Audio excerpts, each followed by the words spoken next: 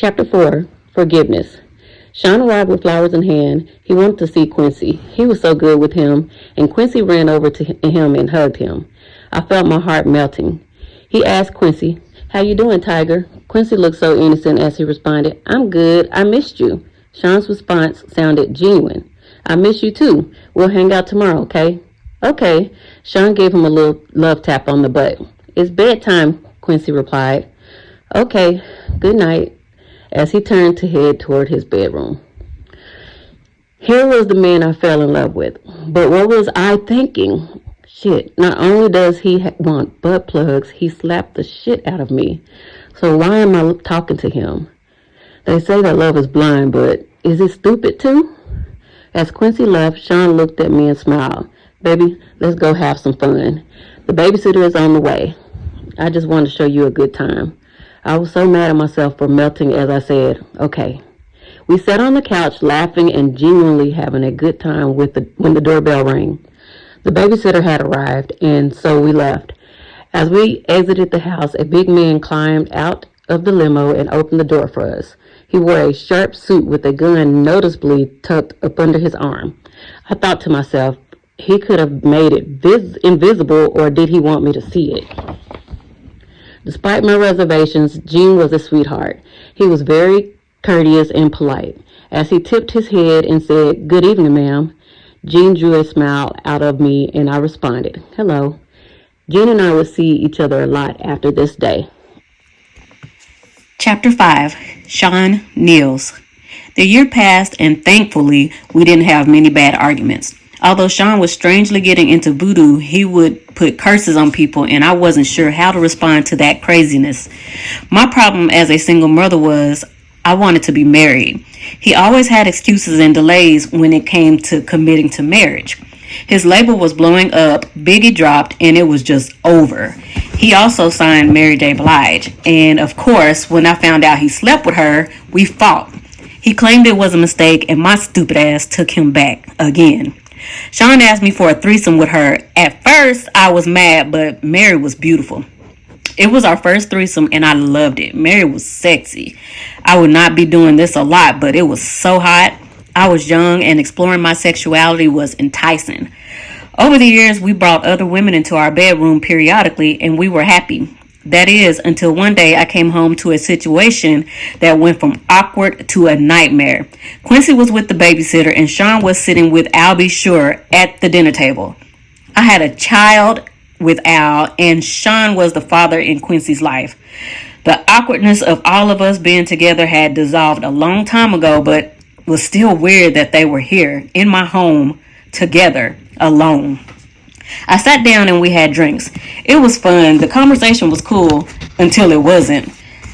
Al was a little loose after a couple of drinks. I remember him saying, "It's still weird seeing you with my friend, but you're happy, so I'm happy for you guys." Sean responded, "Thanks, man. Me and you, we've shared a lot, or we shared so much." Al replied coolly, "Word." The conversation took an odd and awkward turn when Sean said, "We all been together sexually, but not together." I was shocked for a moment as quietness lingered in the room. I asked, "What do you mean by all together?" Al shifted uncomfortably, but Sean didn't hesitate. "You know how we sometimes invite other people into our bed?" I couldn't believe it. "Oh, hell no, Sean. This is my son's father. Al, say something."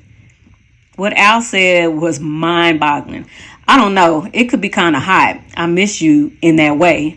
Although I couldn't believe Sean would do this, the truth was I still cared about Al, and this could be very hot.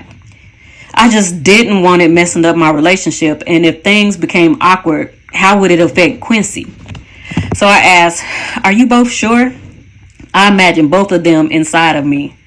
I knew this would be awkward sexually. There would be some bumping of genitals, but what happened next, I couldn't have imagined in my wildest dreams. Al, blank, blank, blank, blank, blank. I couldn't believe it. I stood there in shock. But when Sean, blank, blank, blank, blank, blank, I ran out of the room. This was too much. I couldn't. Sean called out to me, "Oh, come on, Kimmy." They didn't chase after me. They blank, blank, blank. I couldn't get the image out of my mind. I couldn't be with Sean for a while.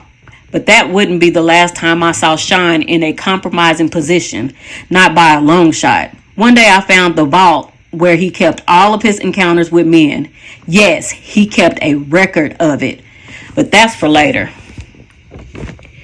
Chapter 6. Pac. Biggie took over East Coast hip-hop, and Sean was the brilliant mind that orchestrated it. He hired people to teach Chris how to flow and write his lyrics. He hired the best producers to do the beats.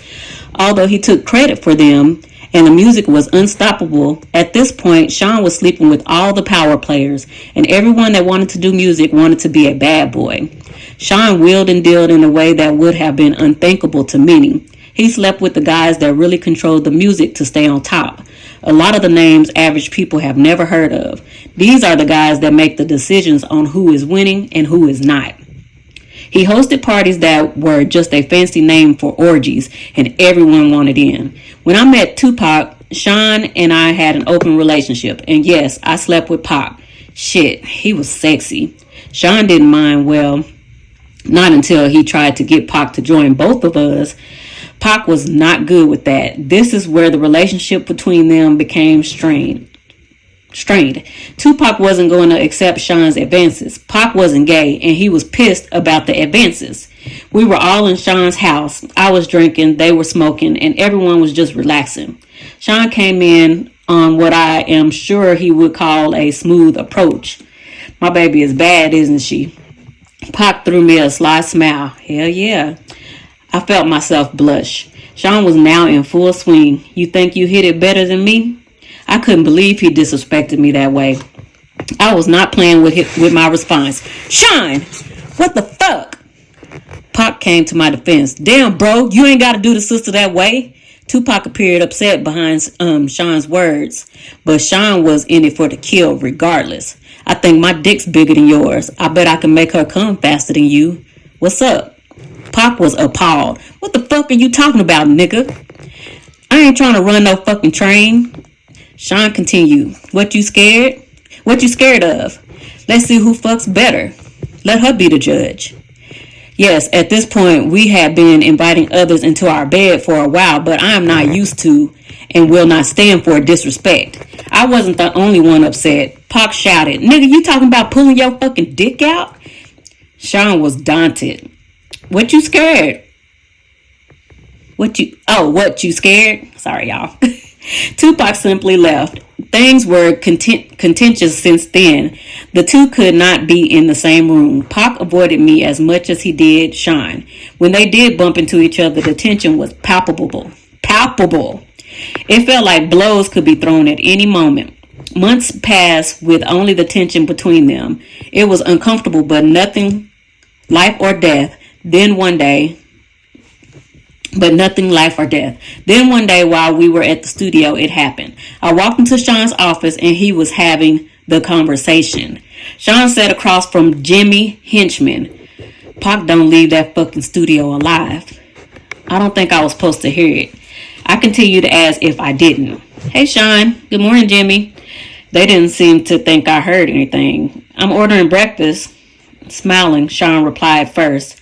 Let me get eggs, sunny side up with grits, and orange juice.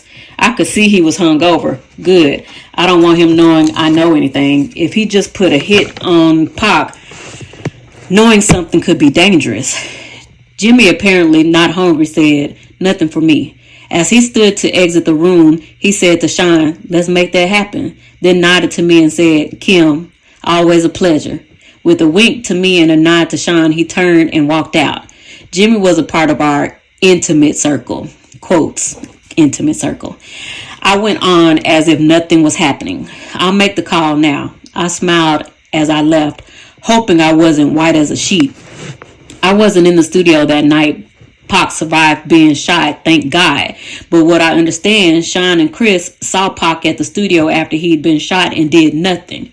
The way God works, after being shot, Pac made it to the elevator and tried to escape, but it stopped at the floor Sean and Chris were on.